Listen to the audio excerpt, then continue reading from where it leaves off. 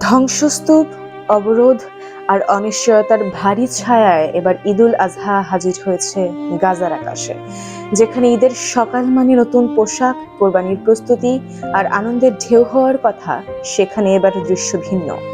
যুদ্ধ বিধ্বস্ত এই ভূখণ্ডে উৎসবের রং ম্লান, আর মানুষের মুখে দেখা যাচ্ছে ক্লান্তি, ক্ষুধা আর দীর্ঘ অপেক্ষার গল্প। টানা তৃতীয় বছরের মতো গাজায় ঈদুল আজহার স্বাভাবিক চিত্র অনুপস্থিত। কোরবানির পশুর সংকট, খাদ্য ঘাটতি এবং সীমান্ত অবরোধের কারণে অনেক পরিবারের জন্য ঈদের আয়োজন প্রায় অসম্ভব হয়ে পড়েছে। যেসব পরিবার আগে নিয়মিত কোরবানি দিত, তারাও এবার খালি হাতে দিন কাটাচ্ছে। পশুর দাম আকাশ ছোঁয়া আর অধিকাংশ খামার ধ্বংস হয়ে যাওয়ায় বাজারে প্রাণী সম্পদের তীব্র সংকট দেখা দিয়েছে। বাস্তুচ্যুত মানুষের তাঁবুতে বসে কেউ স্মরণ করছেন হারানো স্বজনদের, কেউ আবার খুঁজছেন আগামী দিনের কোনো সম্ভাবনা। একসময় যেসব ঘর ঈদে অতিথিতে ভরে উঠত, সেখানে এখন নীরবতা আর অপেক্ষা।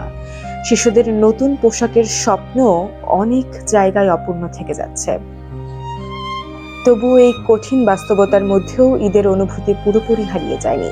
অনেকে সীমিত খাবার ভাগ করে নিচ্ছেন, প্রতিবেশীদের খোঁজ নিচ্ছেন আর প্রার্থনায় খুঁজছেন শান্তির আশ্রয়। যুদ্ধের ক্ষত বয়ে চলা মানুষগুলো বিশ্বাস করছেন একদিন আবার ফিরে আসবে স্বাভাবিক জীবন। ঈদের এই দিনেও গাজার আকাশে ভেসে বেড়াচ্ছে বেঁচে থাকার লড়াই, হারানোর বেদনা আর অটুট আশার গল্প। ধ্বংসস্তূপের মধ্যেও মানুষের চোখে দেখা যাচ্ছে আগামী দিনের স্বপ্ন।